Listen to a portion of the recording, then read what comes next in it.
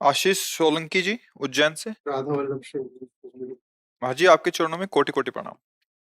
महाराज जी, जब भगवान यही चाहते हैं कि जीव मोह में ना पड़े, तो उन्होंने जन्म मृत्यु का चक्र क्यों बनाया? सीधे प्रकट अप्रकट की व्यवस्था क्यों वो किसी और को थोड़ी बनाया, अपने आप को बनाया है। आप भूल करके अपने आप को अलग मान रहे हैं, यही मिटाना गलती आपकी है ना। वो और किसी को तो बनाया ही नहीं ना। आप हमें बताओ क्या और बनाया है उन्होंने? विवेक ज्ञान से बोलना, क्या बनाया उन्होंने? अपने आप से उन्होंने सृष्टि रची, अपने आप की, अपने आप में। वो अपने आप में सृजन कर रहे हैं, अपने आप में पालन कर रहे हैं, अपने आप में लय कर रहे हैं अपने आप का। अब आप कौन है ये भूल गए, ये इसीलिए तुमको दंड मिल रहा है। तुम जब ये बात समझ जाओगे कि मैं जानत तुम्हें, समझ रहे हो ना, जानत तुम्हें हो जाए ब्रह्मविद ब्रह्मयु भवति, क्योंकि वही था। हम भूल गए अपने आप को, देह भाव में आ गए, तो स्त्री पुरुष उत्तम नीच अधम ऐसे गुण भाव में आ गए। अच्छा बुरा ये हो गए, बका है कौन? तो अंश का स्वरूप क्या है? पूर्ण। समझ रहे ना? पूर्णमदः पूर्णमिदं पूर्णात् पूर्णमुदच्यते पूर्णस्य पूर्णमादाय पूर्णमेवा वशिष्यते। तो पूर्ण से अगर अंश निकाला जाए तो क्या होगा? पूर्ण। तो आप अपने को पूर्ण परमात्मा स्वरूप देख पा रहे हैं क्या? नहीं ना। यही भूल आप कर रहे हैं। इसी को मिटाने के लिए साधन बताया जा रहा है, भजन किया जा रहा है। भगवान ने किसी को ऐसा शब्द ही नहीं। वो तो अपने आप से अपने आप में खेल रहे हैं। आप अपने आप को उनसे अलग कर लिए हो, इसलिए भोग रहे हो। अपने आप के अलग भ्रम को मिटा दीजिए, तो अभी आनंदित हो जाओगे। समझ पा रहे हैं? सही माने में तो तब समझेंगे जब खूब चक्क भजन होगा और दिव्य प्रकाश ज्ञान का होगा, तब समझ पाएंगे। पर अनुमानता तो ऐसा समझ लीजिए। हाँ, शास्त्रीय सिद्धांत भागवतिक सिद्धांत ये है, मत्ता परतरम नान्यत किंचित अस्ति धनंजय। कुछ एक किंचन मात्र भी प्रभु के सिवा कुछ नहीं।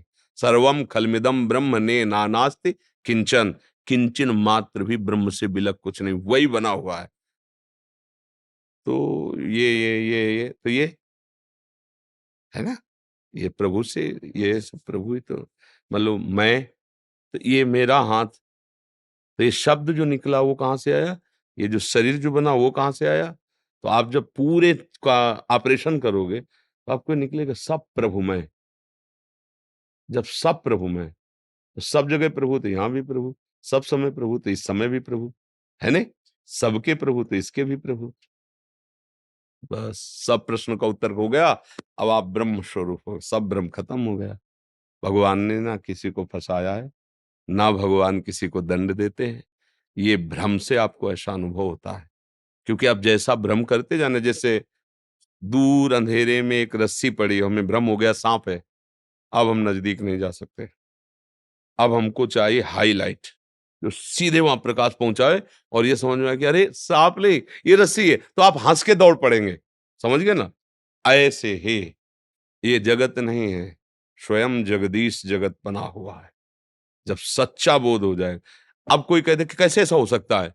क्योंकि उसको लाइट वहां पहुंचे नहीं रही और उसको बिल हिलता दिखाई दे रहा है, और गंभीरता से उसमें डूबा तो उसको फुसकार भी नजर आएगी। देखो फुसकार भी रहा है कुछ नहीं। जैसे बच्चे में अवस्था में आम बीनने जाते थे, तो एक जैसे झाड़ है या ठूंठ है, ऐसा तो कोई बैठा है, सब डर गए, अपने लोग सब भागे, कोई बैठा है वो, कोई नहीं है, खूब आम बीन लो। पर हम डर गए, कोई बैठा है। और जब प्रकाश हुआ वहां गए तो देखा सुबह जब आए थे इसी को देख के डर गए थे, अरे कुछ नहीं है। बस ऐसा ही कुछ हमारा भ्रम है, जो हमें भय दे रहा है, जो हमें शोक दे रहा है। जासु कृपा सब भ्रम मिट जाई, गिर जा सोई कृपाल रघुराई। हरि का भजन करो, ये भ्रम नष्ट हो जाएगा। तो जिसका भजन कर, संतों की भाषा समझो, जिसको खोजने निकला और जब वो मिला तो खोजने वाला नहीं रहा, खोजने वाला खो गया, क्योंकि मिला कौन? समझ रहे ला? संतों की बड़ी गूढ़ भाषा होती है। पानी में मीन पियासी, मोय सुन सुनी आवे हासी। मछली पानी में पड़ी हो फिर भी प्यासी प्यासी चिल्ला रही है। आनंद सिंधु मध्य तो वासा। अब हम सुख की लालसा में भटक रहे हैं भोगों।